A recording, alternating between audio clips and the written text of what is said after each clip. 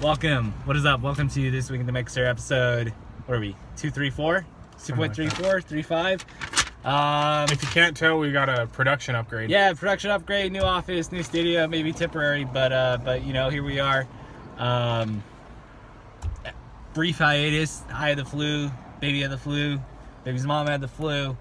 So we're back. We're back. I'm alive and well. Thanks everybody for sending their well wishes and checking in on me, which none of you did, which I wouldn't expect any differently. So I appreciate you guys for doing that. So today we're going to talk about Super Bowl, long overdue. I think the grieving process has been thoroughly ran by those Niner fans out there, and so it'll make it a little more easier to swallow.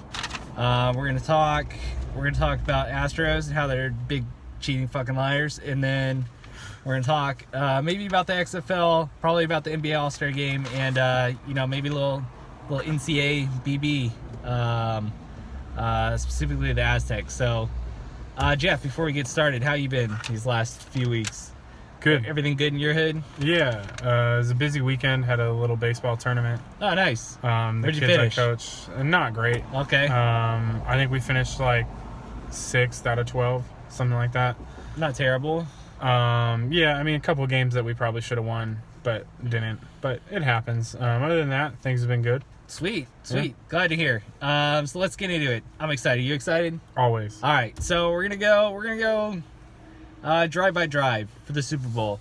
It seems like a while, since the NFL partied in Miami. It was a great game, I thought, and yeah, let's just recap it. So, game starts. I believe it was the Tails that won, right? Yeah. And then the under hit on the national Oh yeah, anthem. Demi hit the under easy. I'm Thank pretty you. sure Demi had money on the under. she She might hit have. it by that much. Yeah. I mean, pretty early on, you knew the under was looking good. Yeah. So started off my prop sheet pretty well. Unlike the Chiefs. So the Chiefs opened the game. Damian Williams got a 7-yard pitch. But then 49ers pass rush forced 2 straight incompletions. And then, Chiefs punt. Niners get the ball in the 18. So Niners fans looking pretty good. They stopped Mahomes on the first drive, and they got the ball, with less than a minute off the clock. All right, then we finally get the first score about halfway through the first quarter. 49ers put together an impressive drive. They got a 25-yard, highlighted by a 25-yard Deebo Samuel reverse. The Chiefs held strong just outside the red zone. Forced it to Jimmy Garoppolo incompletion on 3rd and 5. Robbie Gould puts the first points on the game with the 38-yard field goal. Were you surprised by how involved Deebo Samuel was with the game plan right off the bat? I was pretty surprised. I didn't watch enough Niners regular season to know if they used Deebo in the running game. Yeah, so I wasn't that surprised. Debo's a dynamic athlete, and Kyle's real creative. I figured there would be some trick plays. There seemed to always be some sort of trick plays in the Super Bowl. A little surprised they did them as early and often as they did. But when it's successful, you kind of you can just keep going back to it, right? Yep. But yeah, I thought it was smart. The 49ers, you knew the Chiefs were kind of going to try to make Jimmy beat you. And they were going to stack the box in a lot of ways. One way to counteract that is by throwing the ball, right, and hitting them, for 15, 20-yard passes. Yep. The other way is to just run the ball differently than they expect, and that's what I think Deebo represented. That's right? that's what the Rams were doing so good last year. I thought they were, running more reverses, spreading it out. Yeah, they didn't. I guess when things are going, when they're flowing, you get Deebo getting those 25-yard gains. When it's not, you end up with the season the Rams had, which was just utterly disappointing. Yeah. So yeah, Niners got on the board first, 3-0, with about 8 minutes to go in the first quarter. So Chiefs get the ball back. They put together an impressive drive of their own. Mahomes gains 10 on the ground, and on a 3rd and 11, 10. Okay, so there came to a key sequence here. Mahomes got 10 yards on the ground on a 3rd and 11, and Damian Williams ended up getting the 4th down conversion on that play. Then Mahomes scores the first touchdown from the 1 and an option, taking and the Chiefs take a 7-3 lead with half a minute to go in the first quarter. Looking at the props, Mahomes was like plus 800 or something for the first TD. Yep. I thought that was a sneaky good play, and it I didn't have an account or a bookie, unfortunately, so I didn't play it. But yeah, I mean, we're looking at a pretty good game after the first quarter. Let's get it right into it. Second quarter starts. Garoppolo gets picked by Brashad Breeland, gives KC the ball on their own 44. Mahomes engineers in another impressive drive, but an incomplete pass intended for Sammy Watkins leaves the Chiefs facing 4th and 7 at the Niners' 13. Rather than going for it, Reed takes the points, 31-yard chip shot for Butker. KC leads 10-3.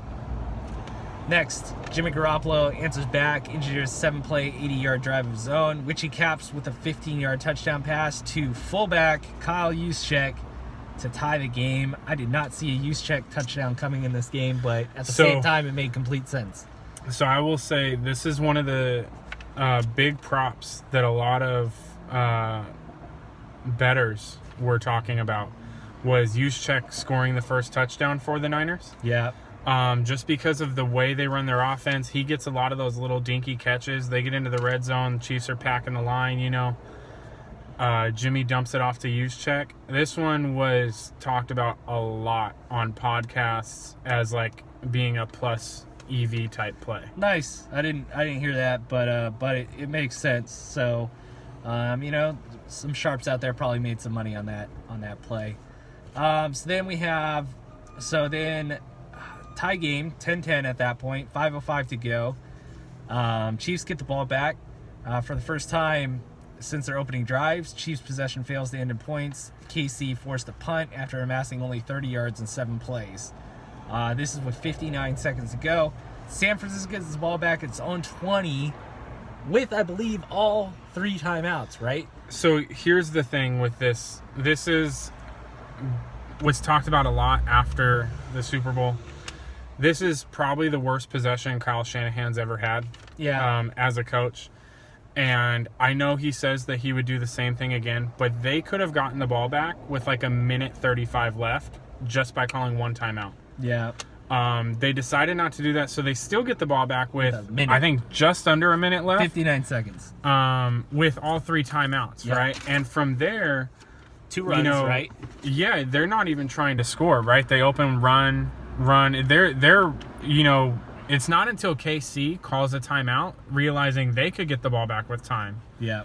Right? That the 49ers go, oh, okay, like, let's actually try to do something here. And then that's when they hit the pass to Kittle. A little controversial on the offensive PI. It's a play that, frankly, I would like to see more of these called.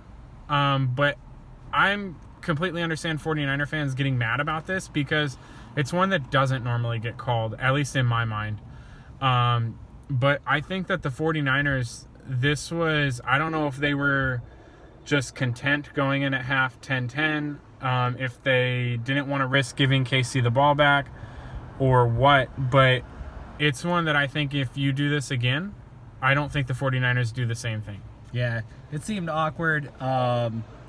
Maybe the earlier interception that Garoppolo threw earlier that quarter was still in Shanahan's mind, but I mean, you're in the Super Bowl, you got to go for it. You got to start scoring points. So. Yeah, I mean, my thought here too was you got the Chiefs you've held them to 10 points. I know you have faith in your defense, but you also come out of half getting the ball. Why not go down if you score? Great, it's 17-10. You can double right? down. Then you come out of half, right?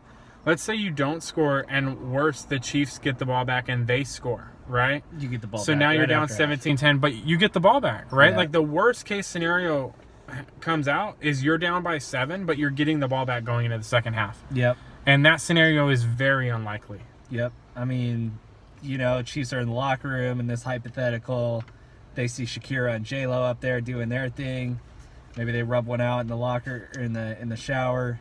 I mean, 30 minutes is a long time to do. It's a long halftime. What else are they going to do? They're on a high. You know, they're boosting Pornhub's numbers maybe. So yeah, I mean, I could see that happening. I don't know why they didn't go that route. So yeah, we're going in half, 10-10. Pretty good game so far. Yeah. Third quarter, come out, 49ers get the ball back. Solid opening drive. They get a 14-yard gain to Juszczyk. Drive stalls out just outside of the red zone. Niners still manage to take the lead thanks to a 42-yard field goal by Robbie Gould. Niners leading 13-10. 5:23 to go in the third. The Chiefs avoid disaster when they manage to recover a Nick Bosa strip sack. But on the very next play, Mahomes throws a pick to linebacker Fred Warner. Niners take over on their own 45. Right here, things are like starting to look pretty bad for the Chiefs. There's only 5 minutes. I mean, it's almost the fourth quarter. It seems like the Niners have all the momentum. Like they've scored back-to-back. They got the strip sack that the Chiefs fall on, but then the very next play they threw a pick. So all the momentum is on the Niners side there. Yeah, I mean, at this point, and for a little while longer, it really seems like the Chiefs are trying to force it, right? Like they haven't had a big play all game, which is very unusual for them, right? The 49ers did a great job of, you know, they kind of really felt like they were playing guys 20, 25 yards deep. Yep. For most, and they were more than willing to let the Chiefs have like 5-10 yard plays. Yep. But they did not want them to break off a big play. Yep. So Niners get the ball back, and then they go down the field, score a touchdown. Raheem Mostert gets a 1-yard TD with 2:35 to go in the third. Niners are up 20-10. Heading into the fourth quarter, Mahomes had the Chiefs rolling and threatening to score before a pass intended for Tyreek Hill gets intercepted by Tavarius Moore. 49ers take over at their own 20. And at this point, I thought the Chiefs were dead. Pretty much. You get the Niners. That was when they did the pose, right? Right. They did the pose in the end zone, which I'm curious about the source of that. Matt thinks it's Madden. Who knows? But, I mean, at this point, I'm ready to, you know, write off those tickets. The Niners look like they're cruising. Yeah, I mean, that was a tough one because if I remember right, like, it wasn't a great pass from Mahomes, but it also hit Tyreek in the hands. Yeah. Granted, I think it was behind him, like, not an easy catch, but it's one that I think, you know, you ask him, he probably says he should have caught it. And that's tough when, you know, your best weapon isn't, you know, you can't always make the play, but, like, when your best weapon's the guy that, you know, doesn't help you out, it's always tough for the offense. Yep. This next drive, very Chargers-esque. You have the Chiefs where you want him. You have the dagger in your hand. This is the start of the game turning. Yes, and then basically the Niners go 3 and out. So Garoppolo finds Kittle for a 12-yard gain. Okay, so maybe not 3 and out. They get a first down maybe on the first play here. This doesn't cover, you know, the full detail.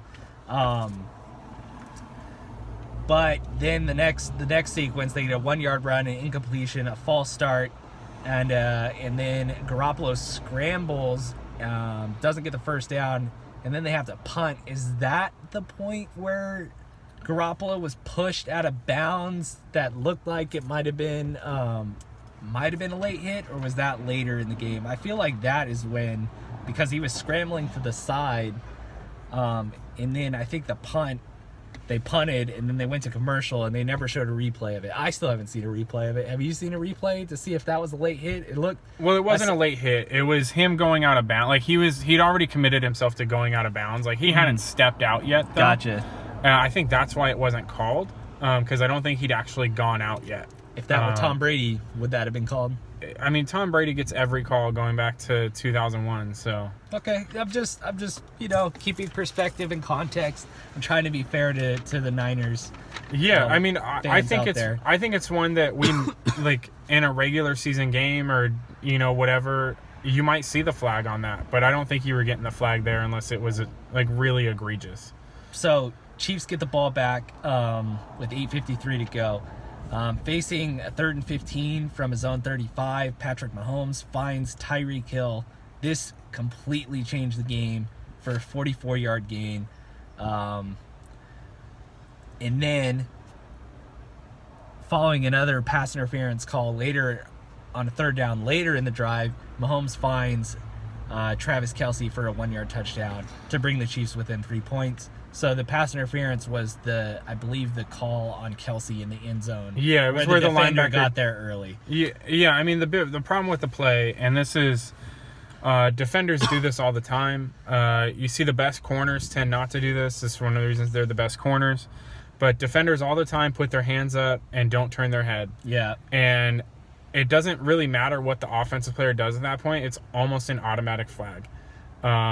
If you don't turn your head to look at the ball, the ref, you interfere. That's just the NFL rule, basically, at that point. I feel like, my very limited experience playing freaking touch football in parks in Rancho San Diego, when you're turned around like that as a defender and you can see the receiver's eyes, you know the ball's coming. So I don't know why, because maybe it's the linebackers that do it primarily, but they go and it's like they're half going for the tackle and half putting their hands up to block it. I feel like you need to.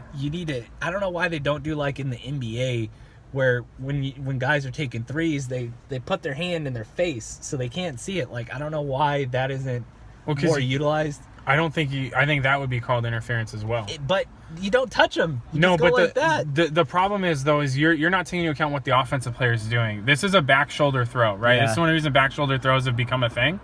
So Mahomes is purposely throwing the ball short so that Kelce has to come back to it. Okay, so you're expecting the defender's late, right? That's the reason defenders don't look, is because they're late or they're not confident in where they're going.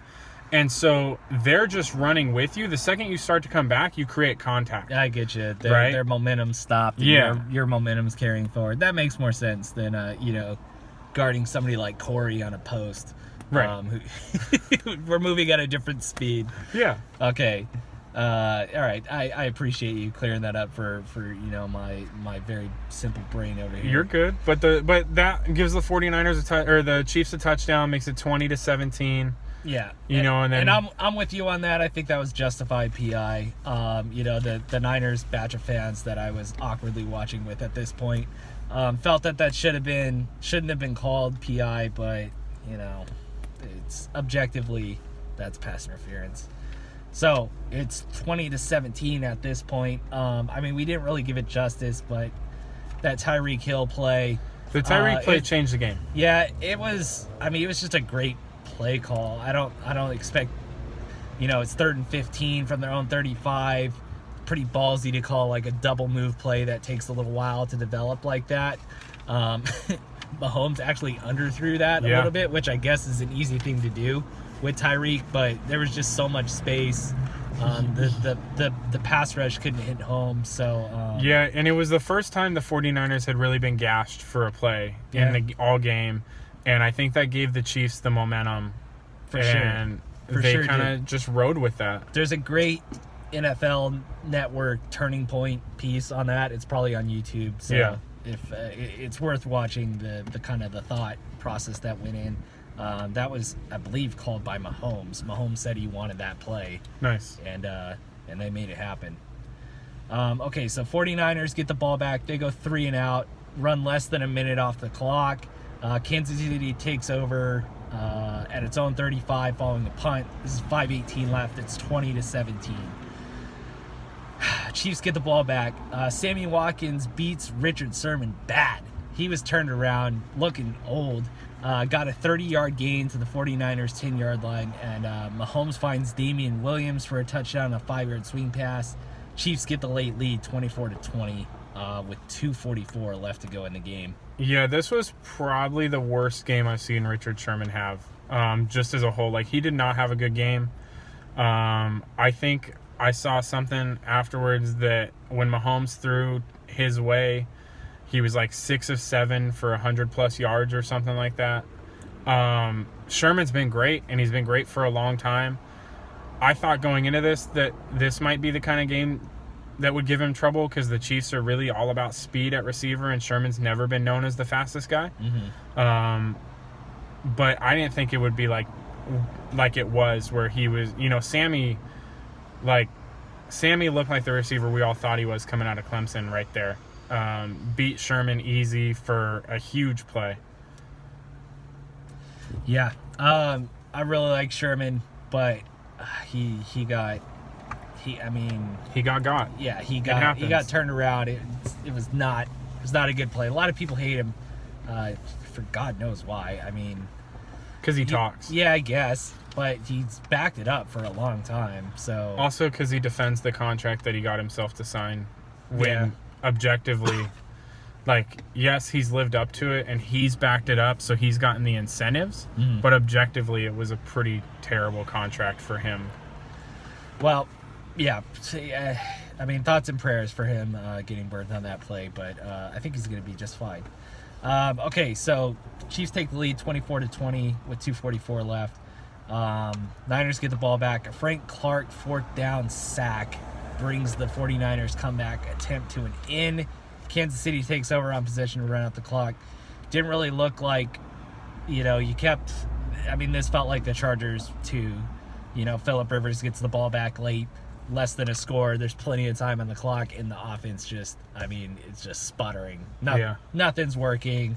For whatever reason, when the time came for Garoppolo to make some plays here, he just couldn't do it. So the Chiefs get the ball back. They go to, they're just trying to run out the clock, and Damian Williams rips off a 38-yard touchdown. Yep. Giving Kansas City a 2-score lead. At that point, it's 31-20. Niners get the ball back. Garoppolo throws a pick. It says Kansas City takes a knee here, but if I'm not mistaken, Watkins almost caught what would have been another late score with 20 seconds left, or I don't know. He broke, and Mahomes was just kind of throwing it away, but it could have been even uglier. But yeah, that's how the Super Bowl finishes: 31 Chiefs, Niners 20. Mahomes MVP. Chiefs almost fulfilled. I got almost all the props right. I think I missed 7. But yeah, continue your thought. Chiefs almost fulfilled the pregame prediction by this show. What was it? I said 28-26 or 26-24. Leaving the Hale household. We got a last minute video before the Super Bowl. Oh yeah. Of Chiefs by 14. Yeah. They end up taking it by 11. Yeah, pretty good. It was a closer game than maybe the final score. It was definitely closer than the final score. I think the 49ers, Matt, I think Jess, Jake, probably if they, reflect on the game, the 49ers made a few mistakes, I think, strategically in the game. I don't remember what their fourth down options were when they kicked field goals earlier in the game. But you got to think against the Chiefs, if they're, 4th and 1, 4th and 2, maybe you go for it, try to put a touchdown on the board instead of a field goal. Yep. Also the end of half, right? You end up taking no points there, which is fine, but with that opportunity, all 3 timeouts and a minute left, I think most teams in the league are looking to get some sort of points in that situation. Yeah. There were some questionable decisions. On a prior show, I kind of ripped the Niners as being this vanilla, boring offense. They kind of sexied up the run game. It was pleasant to watch some of the more creative plays that Shanahan called. I wanted to come on here and rip into the Niners and say, see, kind of knew they were frauds. An offense built on sexing up an approach that most coaches had in the 70s, 80s. The kind of run first was gonna come to bite them in the ass when it did. But then all the shenanigans with the refs, so I'm just gonna go on record and say Kyle Shanahan did not kill himself in this case. And No. I mean, Shanahan overall called a great game. I think there might be some, some Big Sim shenanigans going on, wanting the young gun, exciting offense to win the Super Bowl. So just stay woke. Just stay woke on the NFL storylines, and young Patrick Mahomes getting his first ring, like maybe some of the higher ups would like. That being said, I can see the Niners back there next year. I could see both teams back there next year. In which case, I probably won't watch it with a bunch of Niner fans, because that was just goddamn depressing.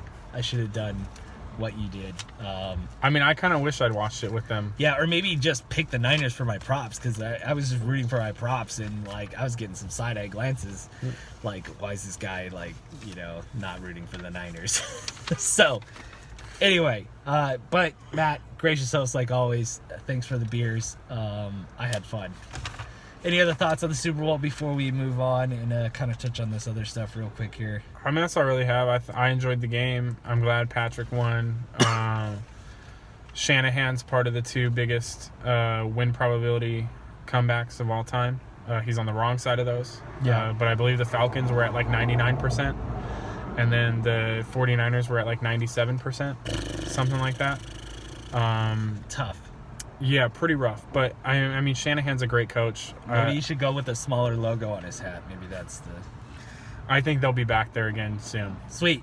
All right, moving on. Let's talk about the Astros real quick. All right. Well, just cheating in baseball in general. About the Red Sox are still being investigated, I believe. Mm-hmm. The Astros, apparently the investigation's completed. They cheated during 2017. Mm-hmm. They say they've released the details. I heard a quote by someone, a baseball player, saying that they don't really know exactly what the details are. We've all seen the video, the trash can thing. It's pretty damning. We've all seen the video of Altuve after he hits that walk-off, trying to cover up his shirt. Everybody thinks he has a buzzer. Correa, right, said that he didn't have a buzzer. He had an ugly tattoo. Yeah. The stories just keep getting wilder and wilder. The owner said that it didn't affect the outcomes of the game. Then when asked what he meant by saying that it didn't affect the outcomes of the game, within 5 minutes of saying that it didn't affect the outcomes of the game, he said that he didn't say that. So, I mean, we're just all over the place. It's blatant cheating. Right. I've seen Patriot fans a Patriot fan, I guess, come to the defense saying it's overblown. I've seen a lot of Astro fans online basically saying that it's all being overblown, but you get a pretty damn huge advantage by knowing what pitch is coming, wouldn't you say, Jeff? Oh, yeah. I mean, there's a reason, I saw somebody say this, it was probably on Twitter or something, that there's a reason batting practice pitchers have a L screen up. Yeah. Is because hitters know what's coming. Yeah. And they can just crush it, right? I think that was Bauer. Yeah, might have been Bauer. Yeah, I love Bauer. I've liked Bauer since before he was cool. Before he fired the ball into the stands and everybody thought he was batshit crazy. Yeah. Bauer is awesome, and he really knows what he's talking about. If he says something baseball related, listen to it. Yeah. He talked about, he brought up that the Astros were cheating when Verlander first went there. Mm-hmm. Because Verlander could not throw a good slider for a while. And then he added something like 200 or 300 RPMs. Yeah, I to forgot his about slider. And Bauer called it out. It was the pine tar under the hat, right? Something like that. And now Verlander's never been caught cheating. But when people asked Bauer to recreate the same exact thing, he just went and he took pine tar and a couple other substances, combined them, and then just dabbed them on the ball and instantly recreated, adding a couple hundred RPMs. Spin rate. Right? I heard So about that. Bauer knows what he's talking about. He called the Astros out for cheating, pitching-wise. I don't know if he knew about their sign stealing, but it appears from everything that people have released and said and other players have said is that, players and teams had been reporting this to MLB for a while. Yeah. And it wasn't until Mike Fiers went public that MLB decided to do anything. I feel like this is very steroid-esque, and that MLB was willing to almost sweep it under the rug until it became a public thing. And I could seeing the reaction, the outcry, you know, kind of the stain that it's left on the sport. I could see why the MLB would want to kind of damage control and keep that shit under wraps, because now, I mean, it's embarrassing. You got the commissioner coming out and saying stupid stuff like calling the trophy a piece of metal. Yeah, I mean, which is called the commissioner's trophy. Yeah, Manfred needs to be fired. Like, I've never particularly liked him, but he's handled this about as poorly as you could. Yeah. And the worst part about this, I think, for baseball, if you just take a step back, is look at the weekend that baseball had, and then look at the weekend the NBA had. Yeah. Right? The NBA, all about celebrating, right? Like having fun, growing the game. Baseball, at a time when they should be doing the same thing, right? This is spring training. We're supposed to be excited. Like, you know, our teams are coming back. They're starting to practice again, right? So same kind of vibe. And it takes a completely different turn, right? You know, you take a turn of like, basically it's everyone against the Astros. And the worst part about it, and this is kind of what me and Anthony were like joking about yesterday, is that the Astros clearly aren't sorry for this, but they're not taking it up as like, you know what, they're not willing to be the villains, but they're also not willing to be sorry. Yeah. So they're kind of in this like terrible spot of, you know, like making people hate them even more. And I think that, you know, Manfred looks terrible for preemptively saying that you can't throw at Astros players, right? Yeah. Like, it hasn't even happened yet, and you don't know what people are going to do. But also, maybe if you just happen to punish the people, they wouldn't get thrown at, right? If you suspend everyone involved for a year, they don't get thrown at. But also, the other problem I have is that they've capped it at, this only happened in 2017 so far, when other players and, you know, people off those teams have said that it happened in 2018 and 2019 as well. Yeah. Right? I hope this kind of movement of players being a little more outspoken, kind of self-policing, continues. They got their contracts to worry about, and, you know, maybe they're discouraged to speak out. But I don't know, with social media and stuff, the direct access to players that the media has had, that, you know, the regular public has had, I hope it continues, and I hope it cleans things up. You know, when people cheat, when they lie, they usually do it in a way that they feel justified. They're not cheating just for cheating's sake. So who knows what the Astros know what other teams were doing, you know, and they feel like, oh, well, we can't. But I mean, they do have pretty big payroll.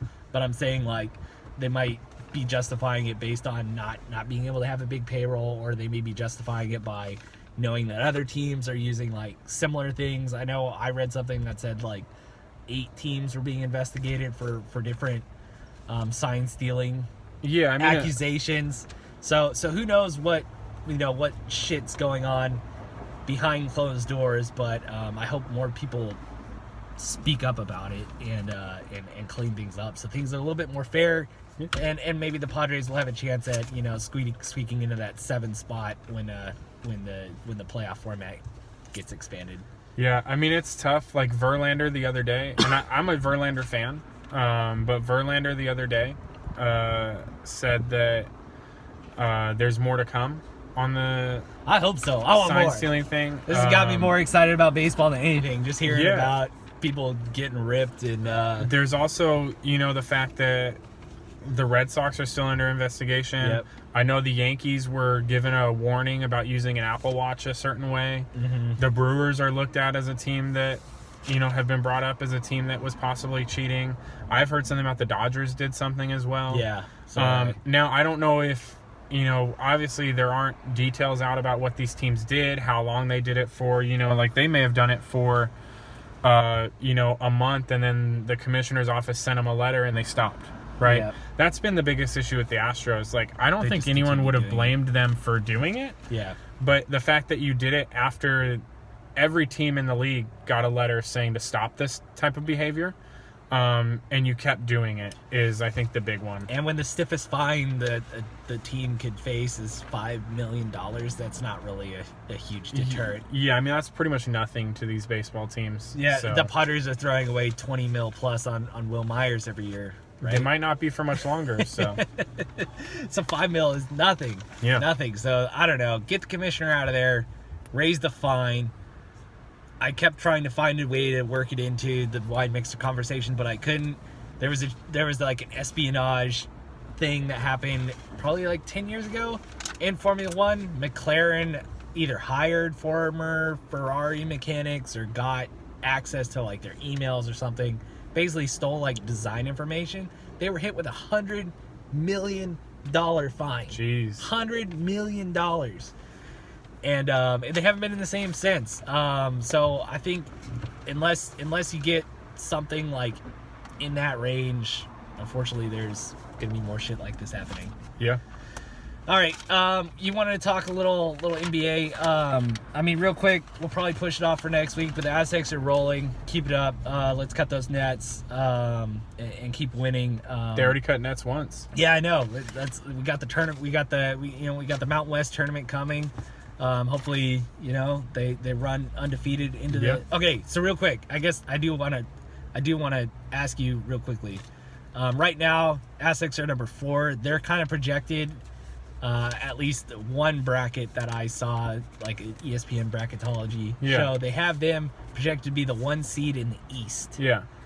Is it in your mind better to be a 1 seed where maybe you have to travel more for your games, or would you rather?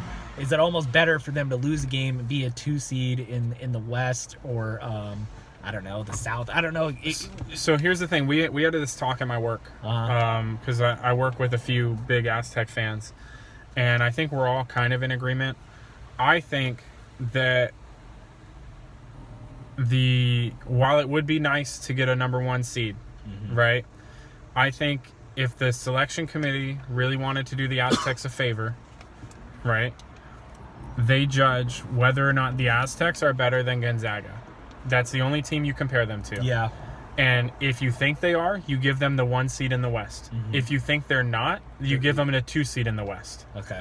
Right? Like, I think that you do the Aztecs a favor, and while a 1 seed would be nice, it'd be school history, it'd be awesome. Yeah.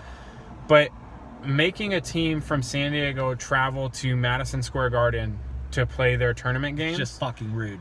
And they're talking about putting them in the region with Duke. And you're basically, if you end up matching up with Duke, you're playing Duke in a home game. Yeah. Yeah, I mean, I want them to run the table. I want them to be undefeated. I want them to get the 1 seed, in the West preferably. But, if it had to come down to that, I would be okay if they ran the table and they ended up into 2 in the West. The 1 seed in the 1 seed in the East in the tournament is less of a priority for me than being West, being closer to home, and not being in a bracket with Duke. Exactly. To get to the. And I don't think Duke's great this year. They're pretty solid. Yeah. Right. But like Coach K. You never know when you get in it's one and done, right? You'd rather have that closer to your home court. And just be ready, all those doubters, if the Aztecs are a 1 seed and they do have to be East, that's going to be the hot take of every sports bracketologist. We're going to see a 16 beat the 1, and that's going to be the pick that we're going to have to hear about. Even if it's 2-15, we'll probably hear that. Right. Lots of doubters out there, and SDSU just keeps rolling, and I couldn't be happier. Let's talk about the NBA All-Star Game. You're gonna have to fill me in on most of this. I know Kawhi got MVP, something like 30 points, something like a clutch steal. I know it was one on a free throw with some weird scoring format. So that's all I know. That's a couple things we want to talk about, right? So first off, NBA All-Star Weekend is by far the best professional sport All-Star Weekend ever, right? It's way better than MLB's. It's way better than the NFL trash-ass Pro Bowl. Hockey, if hockey were more popular, hockey might be up there because their skills competition is pretty cool. But NBA All-Star Weekend is just awesome. It was held in Chicago, so you had all the greats. They even the ugly featured court. Jordan. They did have the ugly court. You also had a little tribute to Kobe. LeBron's team wore number 2 for Gigi. Giannis's team wore number 24. LeBron is now, I believe, 4-0 as an All-Star GM. Picking his teams. Giannis is probably the worst GM ever. Like, his team was not good. LeBron's team won quarter 1 and quarter 4. Giannis won 2 and 3. So is it like NASCAR then? Well, so the way they did it this year, they scored each quarter individually, but then going into the fourth quarter, they totaled it up. So I'll explain it in a second. Okay. But basically, quarter 1, LeBron's team won like 50-something to 40. They won by almost 20, I think. That was with mostly the starters out there. Quarter 2. And after each quarter, they gave $100,000 or the winning team of each quarter gave $100,000 to the charity they wanted to. Gotcha. So LeBron's team won. You knew that one team wasn't going to win every quarter because that's not really fair, right, to the other charity. Yeah. So LeBron's team wins quarter 1. Giannis steps up, plays hard in quarter 2. They come back. Quarter 3, Giannis's team wins again. And then quarter 4, this was the best part of the All-Star game itself, is they instituted the Elam format. So if you've ever watched the basketball tournament, it's in the off season over the summer, I believe. Usually has like a couple teams of high profile players that aren't really in the league anymore. You've got the Ohio State team every year, the overseas guys every year, and a bunch of like ex-college players tend to play. It's a really awesome tournament, but the way they do it in that is they play until a certain point in the fourth quarter, and then from that point on, they add 7 to the higher score. So let's say the higher score is 100. They add 7, so 107. So it doesn't. So if the losing team is at 90 and the winning team's at 100, the losing team then has to score 17 points before the other team scores 7. Right. So very much like a pickup game in the sense that at the end you have a score you know you're going for, and it's the first team to hit that score. So they implemented that into the All-Star game this year, and they did it with 24. So they added 24 to, I believe, Giannis's team score.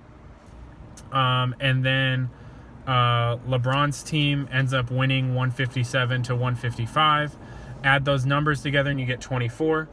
Like individually 1 plus 5 plus 7 plus 1 plus 5 plus 5.